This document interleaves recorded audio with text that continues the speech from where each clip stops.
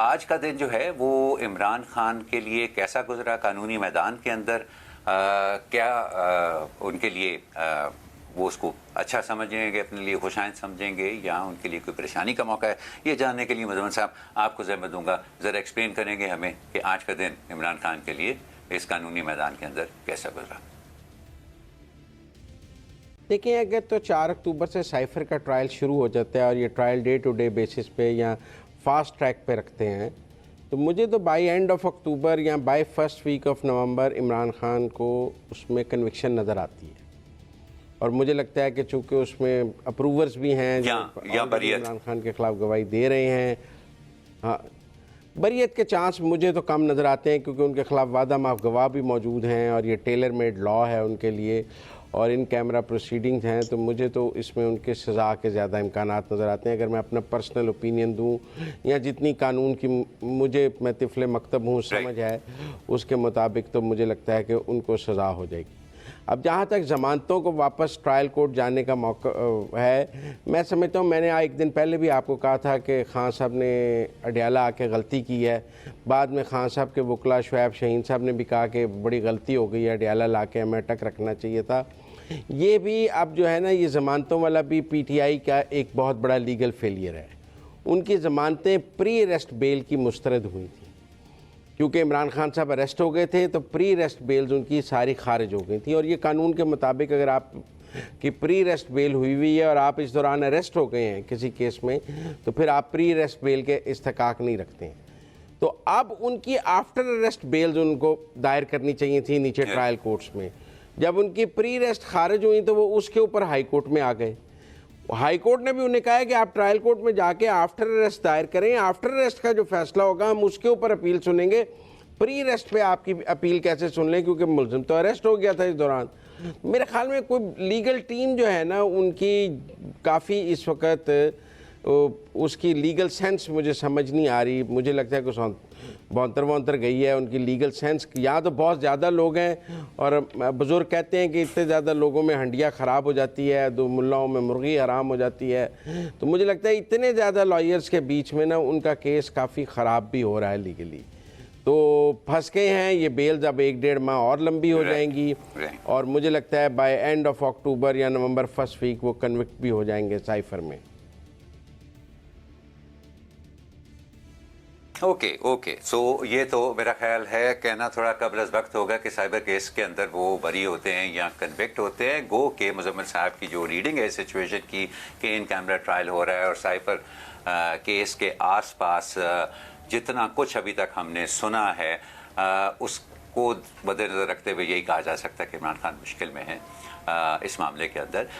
لیکن ابر یہ دیکھیں، جو آپ قانونی اعتبار سے جیسے بھی اس کو دیکھیں، بنیادی طور پہ تو یہ سیاسی معاملہ ہے، اور سیاسی مقدمات جو ہے ان میں کیے گئے فیصلے جو ہے، کیا وہ کوئی دور رس اثرات رکھ سکتے ہیں کسی سیاسی جماعت کے سیاسی مستقبل کے لیے؟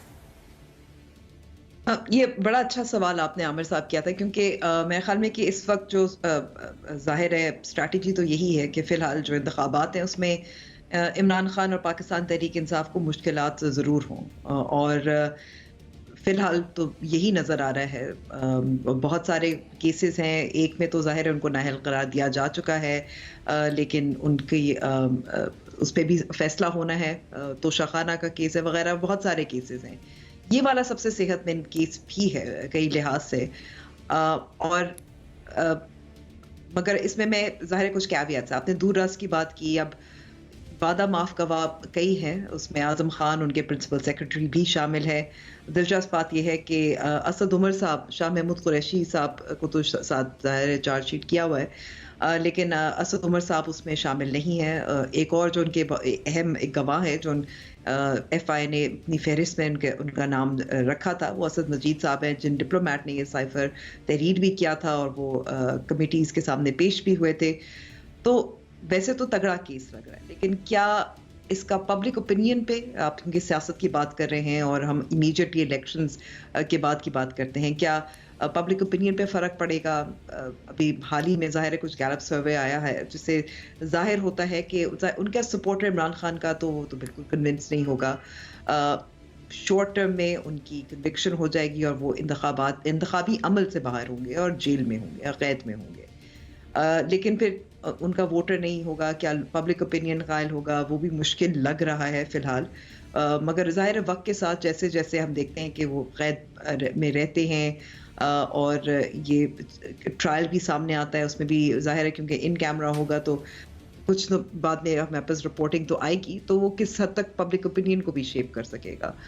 But I think it wouldn't really impact public opinion so much, کیونکہ ابھی تک تو نہیں ہو سکا.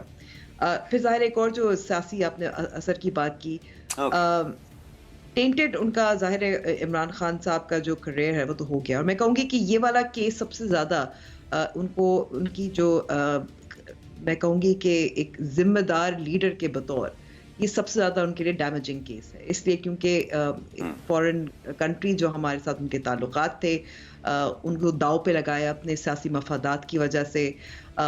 ایک ایسا سیکرٹ ڈاکیومنٹ جو انہوں نے پھر لہرایا بھی, انہوں نے اس پہ بہت بات بھی کی اور بار بار اپنا کیمپین بھی اس کی بنیاد پہ چلایا.